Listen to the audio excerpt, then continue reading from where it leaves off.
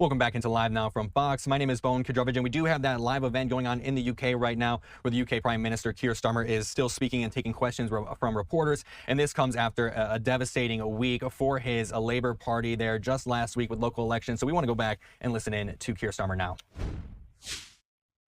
I think, as I said in my speech, that's the greatest hope of all. So thank you very much for that question. Thank you all very much, very much. Thank you all.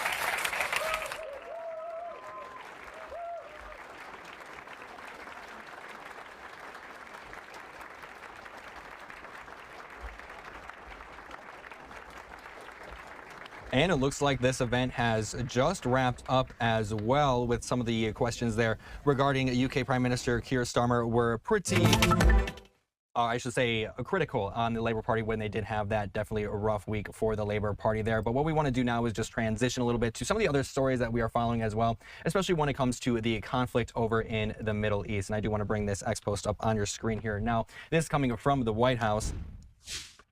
This here says, I have just read the response from Iran's so-called representatives. I don't like it. Totally unacceptable. Thank you for your attention to this matter, President Donald J. Trump. So continuing to follow some of the latest there, and want to bring you out to that live look over the Strait of Hormuz ship tracker that we like to bring to you live as well, courtesy of Marine Traffic. And as we know, the Strait of Hormuz is critical when it comes to the trade of oil, and many other countries rely on it, such as the UK, as we were just finishing up remarks there from UK Prime Minister Keir Starmer. And he did make some remarks about how the chokehold on the Strait of Hormuz that the Iran regime has really impacted the lives there of people in the UK. Now, continuing to follow the latest on this ongoing conflict in Iran and in the Middle East as well, is that Iran submitted a response to the latest U.S. proposal to end the war, outlining its demands but leaving gaps between the two sides, as President Donald Trump dismissed Iran's multi-page proposal, signaling potential and continued deadlock in negotiations to end the war.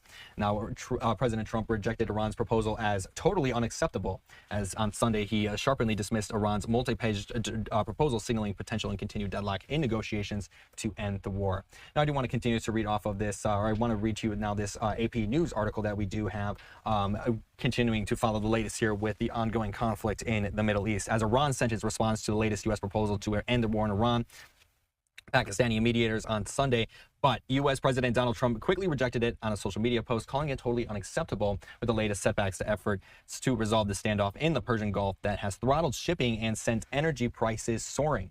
Now, Iranian state television reported that Tehran rejected the U.S. proposal as amounting to surrender, insisting instead of the war reparations by the U.S., full Iranian sovereignty over the Strait of Hormuz, and to end sanctions and the release of seized Iranian assets. Washington's latest proposal addressed a deal to end the war, reopen the strait, and roll back Iran's nuclear program. President Trump's rejection of the Iranian response included no details. In an earlier post, he accused Tehran of playing games with the United States for nearly 50 years, adding, quote, they will be laughing no longer. Now, with that, we do have to slide away for our final break of the hour, but when we come back, more live coverage on the other side.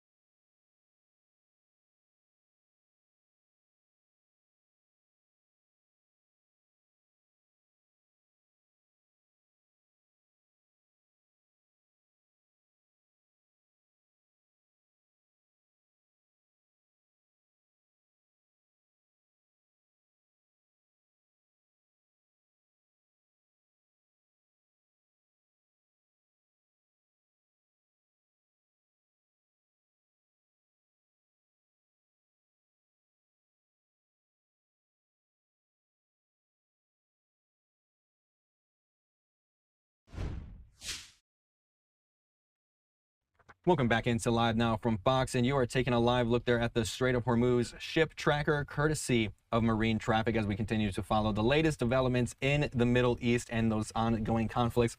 As President Donald Trump on Sunday sharply dismissed Iran's multi-page proposal, signaling potential and continued deadlock in negotiations to end the war, saying, "I have just read the response from Iran's so-called representatives. I don't like it. Totally unacceptable," Trump said in a post on Truth Social. And to talk more about this and the latest with the ongoing conflicts over in the Middle East, we want to bring back onto the program Dr. Asaf Ramarowski, who is the Executive Director of Scholars for Peace in the Middle East.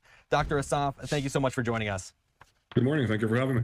So with President Trump rejecting Iran's latest proposal, what do you kind of make of this latest deal? Because President Trump obviously is constantly wanting to make sure that Iran has no capabilities for a nuclear program. And with these constantly getting rejected, how can the U.S. Get around this, as it seems like Iran is so dug in deep on enriching their uranium there?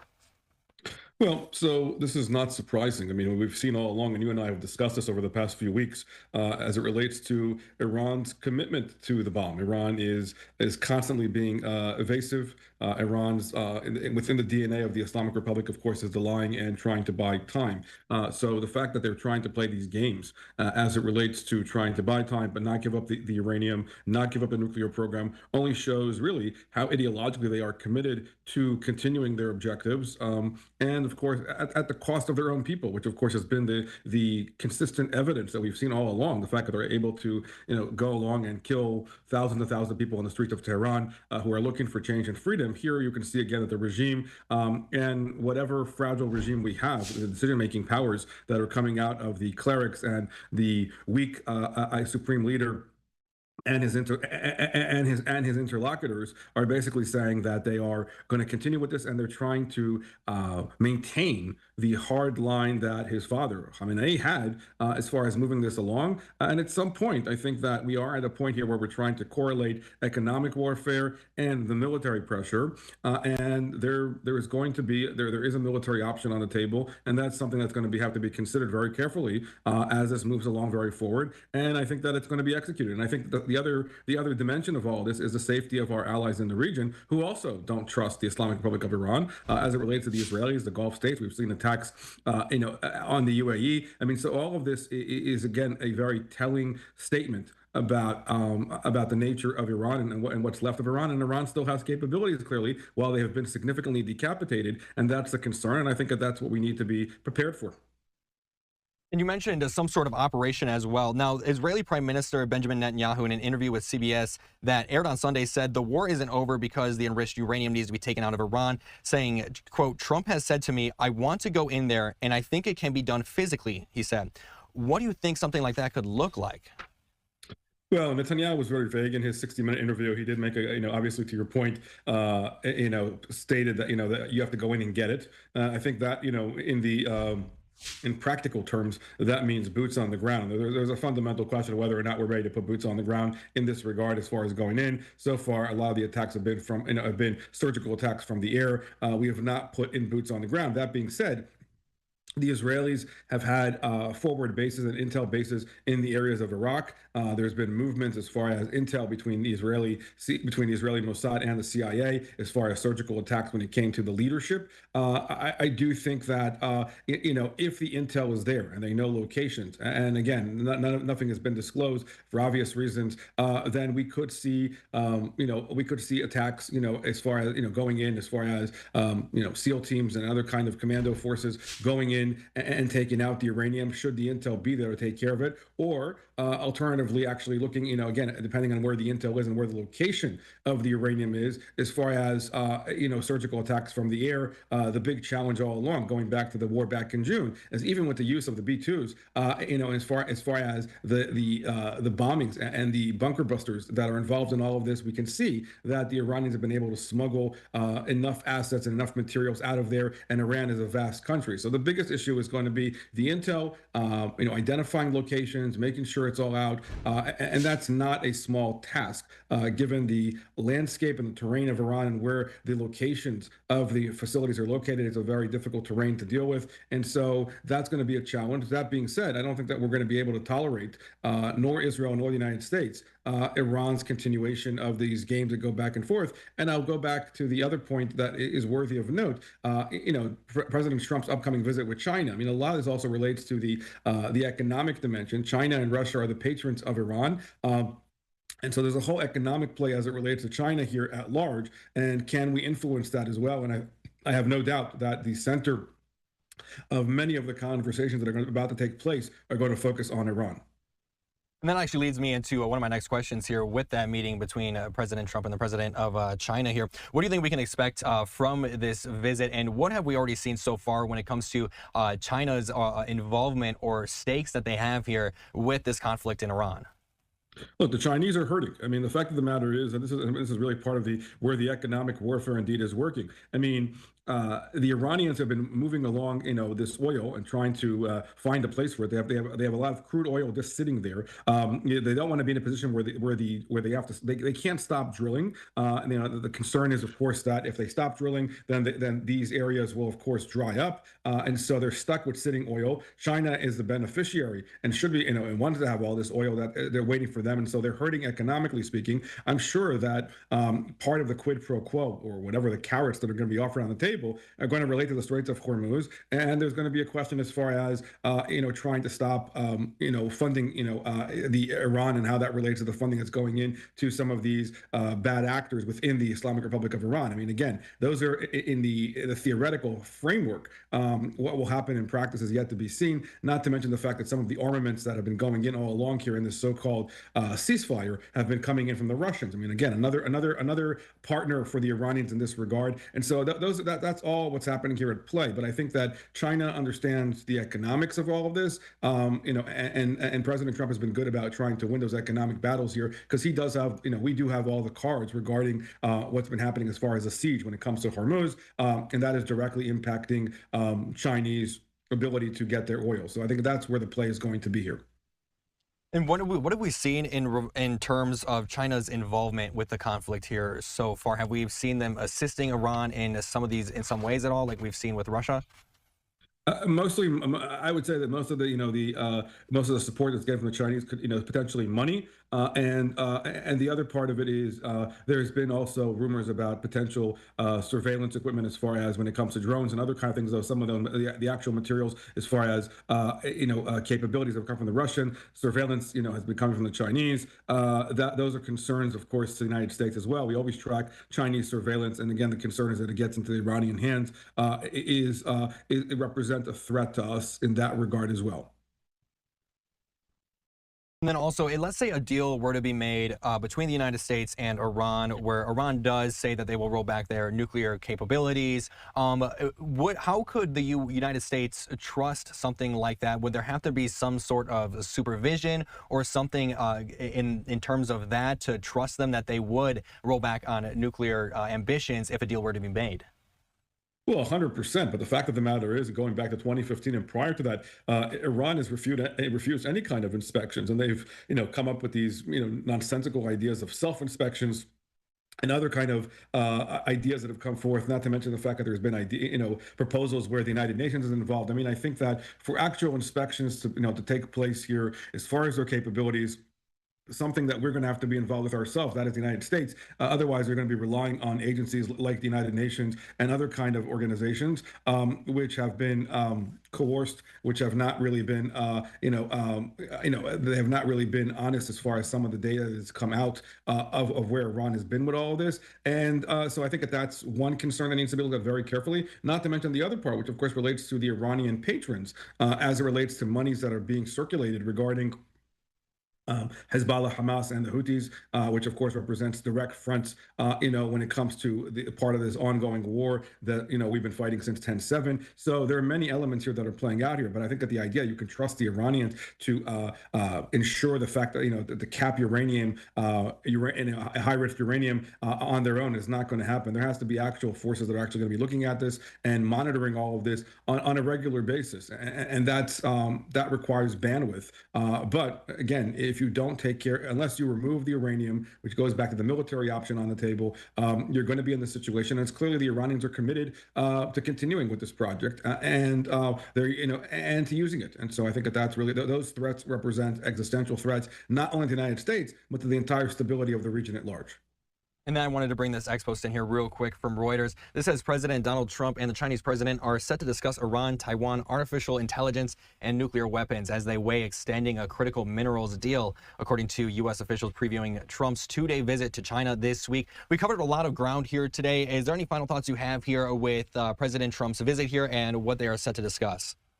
No, I mean, I totally agree. I mean, I think the fact of the matter is that AI is a major concern as far as the AI intelligence. The Chinese have been using that all over the world, including attempts to try to come into our shores as well. So the nefarious activities they've been using as it relates to the Iranians are indeed extremely concerning. And as I said, this is going to be the centerpiece of the conversations, not to mention the economic sanctions that are impacting the Chinese as a result of the not receiving these oils. That's where the carrot and stick is going to play out here diplomatically. And can Trump move China in that direction to help as far as creating stability in the region? Yet to be seen. Dr. Asaf, thank you so much for coming on. We always appreciate your time here and your analysis. Thank you. Take care. With that, you're taking a live look there at the Strait of Hormuz as we continue to track the latest with the ongoing developments with that conflict in Iran and President Trump expected to meet with the Chinese president later on this week. We do have to slide away for a quick 2-minute break, but when we come back, more coverage on the other side.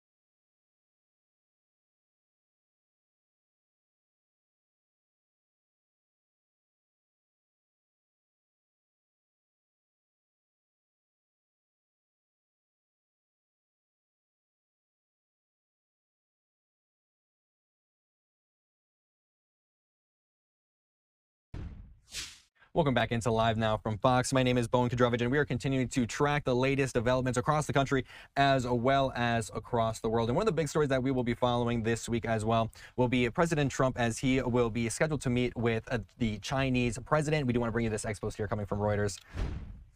This year saying President Donald Trump and Chinese president are set to discuss Iran, Taiwan, artificial intelligence, and nuclear weapons as they weigh extending a critical minerals deal, according to U.S. officials previewing Trump's two-day visit to China this week. And of course, that visit, we are definitely going to be covering that here on Live Now from Fox. So make sure you tune in to that here for when he makes that visit later on this week. Now, we do have a briefing over in China that we do want to listen into and see if they are discussing that meeting that is set to happen later on this week. Let's listen in.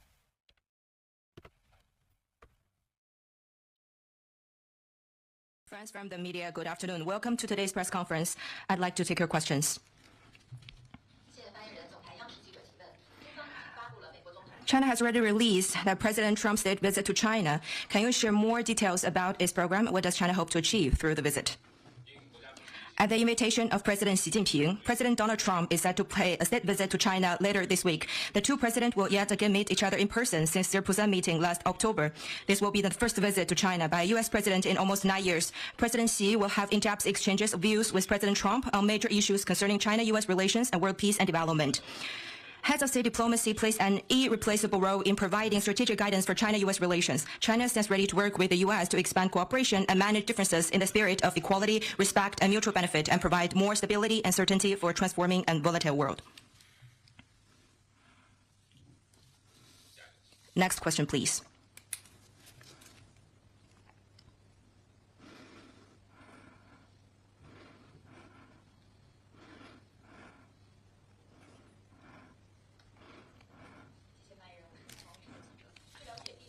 The 79th World Health Assembly will open on May 18th. Taiwan has not yet been invited to attend. Does the Chinese government have any comment on that?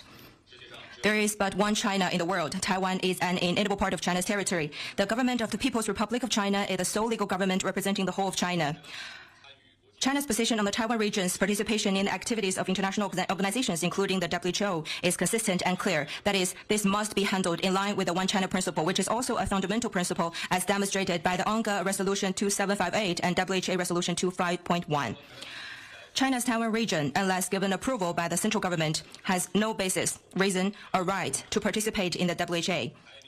Due to the DPP authorities' persistent separatist stance, the political foundation for the Taiwan region to participate in the WHO no longer exists.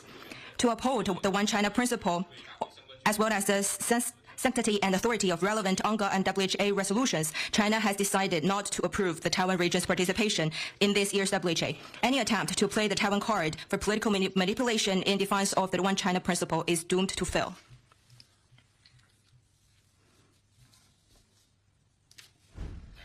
Next question, please. Thank you, Ukraine News Agency. Question on the Russian war in Ukraine. Russian presidential aide Yuri Ushakov last week stated that continuing trilateral negotiations in the US-Ukraine-Russia format is pointless until Kyiv withdraws its troops from the part of Donbas under its control. Thus, Moscow wants to seize Ukrainian territories that the Russian army has been unable to occupy for more than 4 years of bloody invasion of Ukraine. How will China comment on Russia's refusal to resolve the conflict through negotiations, which the Chinese side and Ukraine the same constantly calls for? Thank you.